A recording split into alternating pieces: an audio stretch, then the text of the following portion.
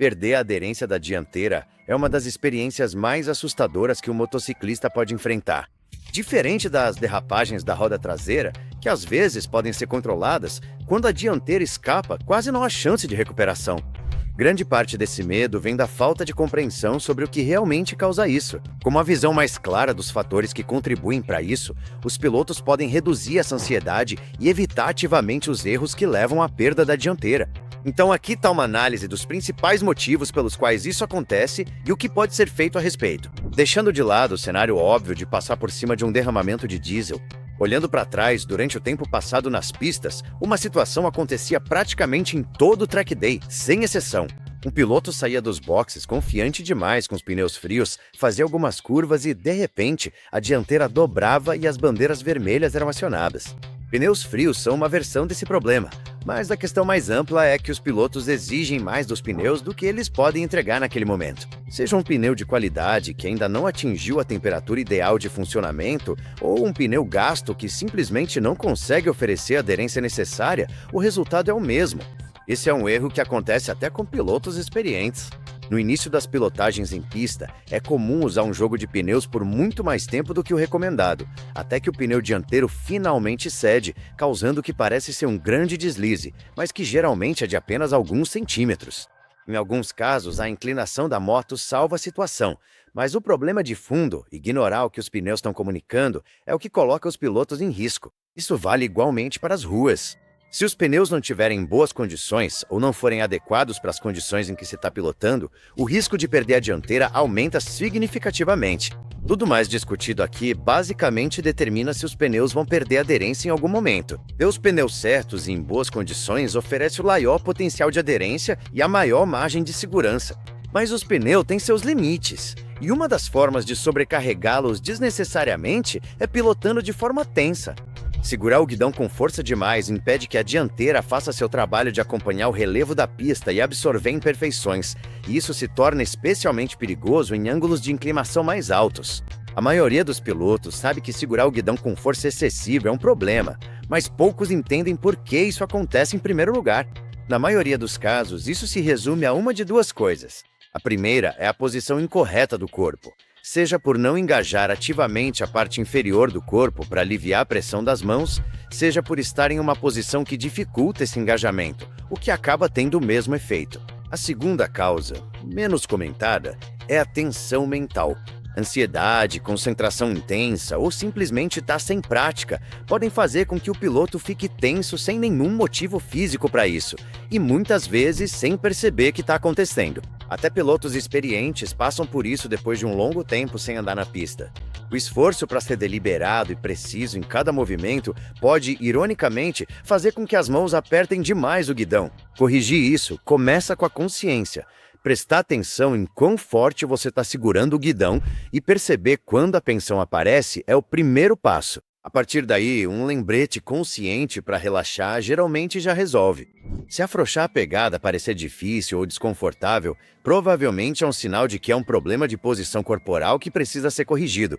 Na rua, isso geralmente significa engajar corretamente a parte inferior do corpo nos pedais e no tanque para criar sustentação. Na pista, isso também pode envolver reavaliar quanto peso está sendo deslocado do banco para o lado de dentro e se o corpo está sendo forçado além do que consegue suportar confortavelmente. Tentar se pendurar mais do que o corpo consegue sustentar só faz com que você acabe buscando apoio no guidão. Tome consciência da tensão, decida se um esforço consciente para relaxar é suficiente ou se ajustes de posição são necessários e haja de acordo. Isso é importante porque a pegada no guidão tem impacto direto no controle geral da moto, e é o uso dos comandos que determina como a carga é transferida para o pneu dianteiro. Em pneu de alta qualidade, tem um limite de desempenho impressionante quando usado corretamente. Quando usado de forma incorreta, esse limite praticamente perde o sentido. O problema geralmente não é a carga sustentada, mas sim mudanças repentinas de carga no momento errado. Por exemplo, as forças laterais que atuam sobre o pneu dianteiro em ângulos de inclinação elevados já o levam próximo ao seu limite. Qualquer mudança brusca de carga causada por comandos mal aplicados em cima disso é onde as coisas dão errado. Frear forte demais ou soltar a alavanca rápido demais são erros comuns. O primeiro envia carga demais para a dianteira muito rapidamente. O segundo retira essa carga de forma abrupta, tirando a tração necessária para manter a aderência. O controle do acelerador também tem seu papel. Muitos pilotos só pensam na roda traseira ao considerar o uso do acelerador, mas uma abertura agressiva que transfere peso para trás muito rápido pode descarregar a dianteira e causar uma queda.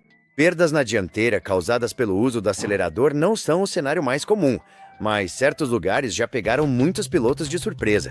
As Craner Curves em Donington Park são um exemplo bem conhecido, onde uma elevação seguida de uma descida no final da ladeira faz com que uma aceleração um pouco antecipada descarregue o pneu dianteiro o suficiente para causar perda de aderência. Pontos de risco semelhantes existem em muitos outros circuitos e estradas.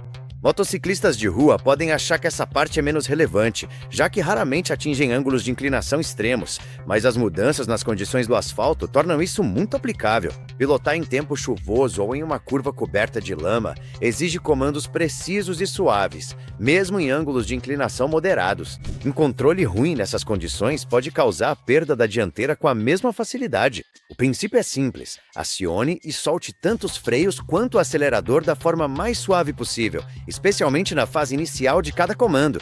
Evitar transições bruscas de carga não só protege o pneu dianteiro naquele momento, mas também o prepara melhor para o que vier a seguir, seja uma frenagem mais forte, uma curva mais fechada ou uma aceleração na saída da curva. A maioria dos pilotos já tem uma noção intuitiva desses fundamentos. Bons pneus, uma pegada relaxada e comandos sensatos não são conceitos complicados, mas tudo isso pode desmoronar quando o pânico toma conta. O pânico se instala quando o piloto percebe uma ameaça iminente, seja ela real ou não. A resposta é imediata e instintiva. As mãos agarram tudo, os comandos ficam bruscos e descoordenados, e o pneu dianteiro fica sobrecarregado. A melhor maneira de lidar com o pânico é evitar que ele tome conta desde o início. As situações que mais costumam desencadeá-lo são a má gestão da velocidade e a escolha ruim da trajetória. Entrar em uma curva rápido demais ou com uma trajetória muito fechada faz com que a moto abra demais. Essa sensação de estar ficando sem espaço é o que aciona o gatilho do pânico. Pilotar dentro dos próprios limites e usar uma linha de entrada mais aberta para preservar espaço e opções ajuda muito a evitar que o pânico comece. Mas mesmo um piloto que controla bem a velocidade pode sentir pânico se a visão não estiver funcionando de forma eficaz. Uma visão ruim para frente pode criar a percepção de falta de espaço quando, na verdade, há bastante disponível. Por outro lado, se o piloto percebe os primeiros sinais de pânico, ignora esse impulso e deliberadamente direciona o olhar para onde quer ir, esse simples ato resolve a situação na grande maioria das vezes. A visão tanto cria o problema quanto oferece a solução. Resumindo, manter o pneu dianteiro no chão de forma confiável depende de 4 fatores principais: ter pneus adequados para a situação e em boas condições, manter a dianteira livre para acompanhar e responder, evitando tensão desnecessária de aderência, gerenciar as transições de carga de forma suave, usando corretamente os freios e o acelerador e evitando as condições e erros que desencadeiam respostas de pânico. Cuidando desses pontos, o temido escorregão da dianteira se torna muito menos provável, exceto pelo desafio constante das condições ruins do asfalto.